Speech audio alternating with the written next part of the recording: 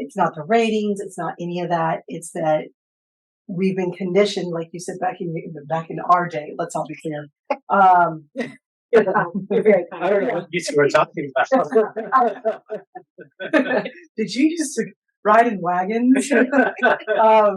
But it was actually set up. I read some sort of thing around this. Is like in factory systems, it was originally set up to really this idea that employees couldn't be trusted and you had to manage them, and that works if you're really trying to tie them to a conveyor belt and make sure that they're doing the same thing over and over again. But in this, where we got to collaborate and whatnot, that we just haven't fully shifted. Employees haven't shifted that it's not about their worth, that it's about the work and what we set out to do.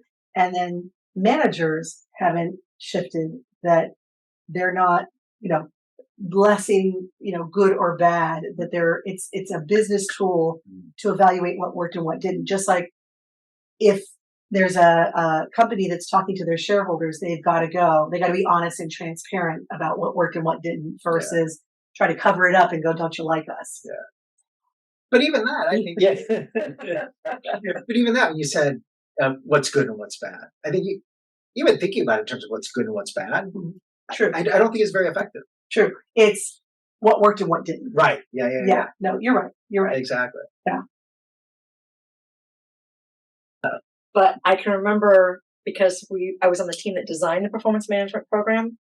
And so my manager, my leader at the time, was very explicit on these are what our ratings mean, that you're never going to be surprised. Like we were trying to be the role models of what it was supposed to look and sound like. And I had never been evaluated before besides, hey, I like you and I'm going to get you a little bit more of a bump this year. Yeah. And look at all the hoops I jumped through to get you a little bit more money this year. Right. So it was really about, my worth is predicated on, did you like me? Yeah. And then to be in a performance evaluation setup where we've got these objectives or these behaviors that we're trying to work towards. And then somebody's saying you met expectations or here's something we want to probably keep working on or, whoa, you knocked it out of the park. It was hard. It was hard to go from nothing to a full-on program, but I was grateful that I worked for somebody that was her passion. Like that, we had to role model it and we had to do it right. You think about performance reviews, and you already started to talk about it. There's a lot of elements that get tied into it. Not only performance and let's say what worked or what could be more effective next time around, but you talk about ratings. Not uncommon, it gets tied to it. You talk about money, not uncommon, it gets tied to it. And so I think all of that does make the conversation just a lot more complicated. I used to run an exercise. I would do this kind of a new manager program. And it was just introducing newer managers to basic managerial practices. And one of them we talked about was annual performance reviews. We would do this exercise where we would put 5 files, 5 employees, and it would be about a 2-page document on each one about what they accomplished that year, what their goals were, the value that they brought to the business, what their development opportunities were. And then these managers had to decide, okay, who gets a raise, how much, and if you're going to give person A, then what do you do about person B? And they had to go through thinking through the economics of it all. And it was fascinating. In the end, at least 20 to 30% of the class would say, I don't want to be a manager. This is a much tougher decision than I thought. When you take a look at something as simple as a 2%, a 3% raise, well, if I do that, and maybe there's somebody that I do want to give a 4 or 5% raise to, well, then that means that affects other people. So first of all, I love that exercise because they're getting some practice of actually having to differentiate things. But in that, I'm also hearing what I see as like the biggest challenge with this, and you can't really replicate it in the exercise, is that the challenge isn't necessarily always like, how do I divvy up the math? The challenge is we literally haven't been talking about this all year long. Yeah. We haven't been talking about like, what does it mean to meet expectations or go above expectations? We didn't even set goals that I cared about enough that if I met those expectations, it'd be meaningful. So at the end of the year, of course, I'm going like, I want the highest possible rating because I don't even know what I was shooting for all year except for the rating. The rating should be in the back seat. When it comes to merit, look, I love money. I want money. I shop, but I see people get, and I would see people in the who got, how much did you get? Did you get 2.5? Did you get, yeah, I'm buying another Starbucks. I've never had my like socioeconomic status shifted because of the performance rating, raise, or merit that I got. And I want every freaking penny that they can give me. But if they shifted it and they went long range and went that actually the rating and the merit increase at the end of the year are like the runners up, the real thing are the goals. Yeah. Did I get to do something that evolved my skills? And if money is really my thing, that I can then go in and I'm able to negotiate a new position, a new title because of my capacity to do different things, the history that's on my resume. And I'll say to my classes, I've never gone on a job interview and they went, what was your performance rating last year? They don't ask that. They say, what did you do? How well did you do it? To me, the rating is, are my manager and I, are we on the same page? If not, if they're saying it's this and I'm saying it's that, that's our chance to get better aligned. Yeah. But I'm not going to sit there and beg for my extra couple of hundred. And I get that as you go up further, 2% equals more money. And I'm not dismissing that. But I'm going to actually negotiate the hardest for, I want you to let me to do bigger things so that I'm more marketable and competitive. You alluded to something in there. I'd love to get both of your takes on this. So you talked about the fact that obviously you don't want any surprises. As a matter of fact, you said the same thing. And we always talk about the fact, no surprises on a performance review. A number of times, I will then also have people come back to me and they will say, well, my folks were actually a little annoyed by the fact that I brought up stuff 9 months ago.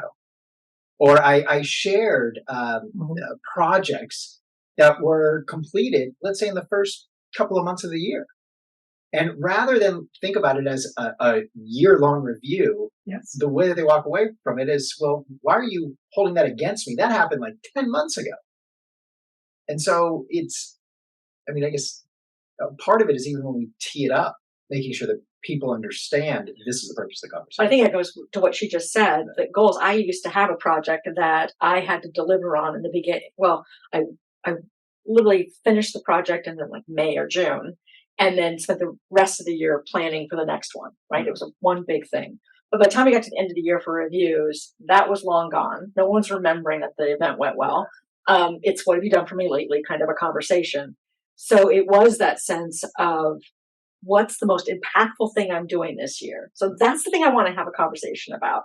Yeah, I'm getting these monthly things out and I'm doing a decent job, fine. But that's the thing that impacted X amount of employees because that's who was invited, or that had the visibility with the C-suite because that's who was involved. I want to have that conversation. So it's one thing to say you're bringing up something from 9 months ago. Did that thing matter? And if it didn't, why were they doing it anyway? So hopefully I can have a conversation about that thing you did 9 months ago mattered, and I'm bringing it up again because it's going to circle back or work similar. That's going to circle back, and I want you to be prepared. That's I agree, and then I'm seeing this other thing of like, well, part of it is you go to the end of year review and you haven't been checking into performance management throughout the year, so you are throwing the kitchen sink at it. And as by the way, you didn't close you didn't put the dishes in the sink type of thing, and oh yeah, you put out a fire, but I want you to know this dish thing. But that there should be, I like to do quarterly check-ins. I have the individuals, I take the lead on that. I set that up with my manager instead of my manager driving it. And it's a quarterly check-in and we discuss the rating language. We bring up the goals, what needs to change. What are the things that have been happening that's been working and that's not been working.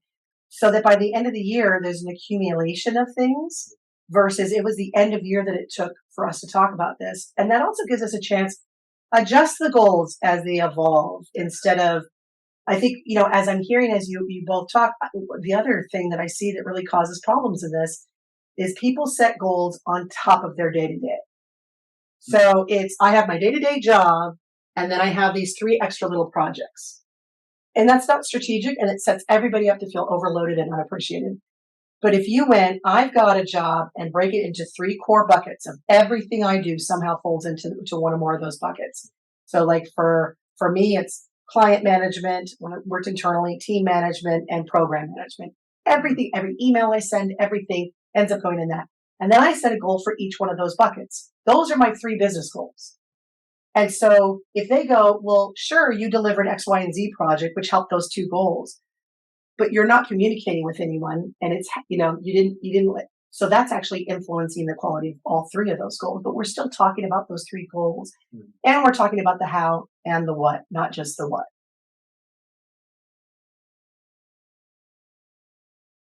And I was saying, shout out to Marisa Andrade, wherever you may be. Actually, she's running a podcast now. But she sat down, excellent. But she would sit down at the beginning of the year saying, this is how I define these. And for each one of these items, this is how I would see meeting expectations, which is what I expect you to do. I don't expect you to make world peace. And then we would sit down throughout the year. And I can't remember if it was exactly always scheduled, but it was on the calendar and we would meet. And then she'd say, how do you think you're doing so far?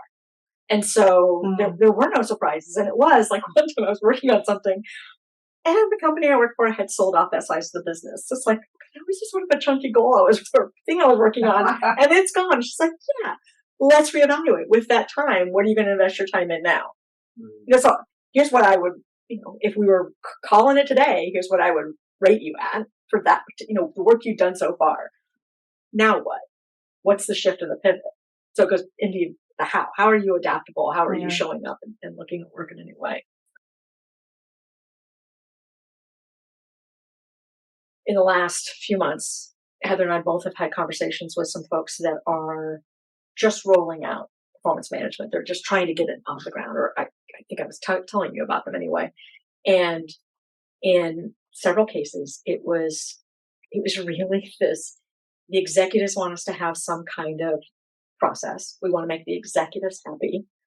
And we're not thinking about the impact of this. It's a tool they know exists in companies, and we should have a tool that we're using. And then how can we promote? How can we give merit? How can we do anything if we don't know how people are doing? And so I was asking them, how do you know how they're doing now? It's like, well, they know it's gut or, so there's just a lot of dancing around it, but it is, I thought it was fascinating because it's very much this hierarchical from the top down only approach to I'm using this tool so leadership feels comfortable versus we've got a mechanism to help employees engage with their work. Well, I had numerous clients that will bring in performance management systems. And I think it's partly to fill that need. Okay, now we've got something in place, a tool, a formalized system, but it doesn't replace the ability to actually have a conversation. Yeah. And unfortunately, what I've seen a couple of times is that tool ended up replacing any conversation that was actually occurring. And the expectation was, well, I filled it out, go read it. Yeah. I was like, well, wait a second. That's a one-way conversation. The whole idea is performance reviews really it's a conversation. Yeah.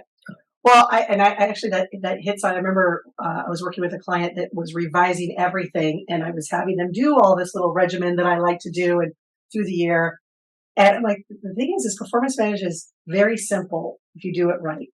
It is not easy because if you do it right, the simple part should be the process of the system. Like the system should not be complicated, and the process of like we meet quarterly, we chat through stuff. Here's our ratings. Like all that should be very simple.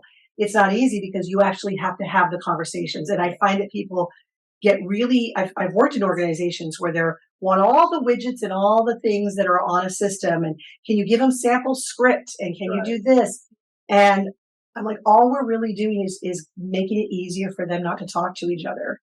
And it should be the system and the process, even the review at the end of the year, I always say is a summary of all the conversations you've had. Because you shouldn't be putting something in a review you haven't talked about. It's not a review then. It's an announcement. By the way, you haven't been doing this work this entire time. It shouldn't be like now I'm finding out at the end of the year. It's too late. Yeah. It's not a review. It's an announcement. It's an announcement. I like that.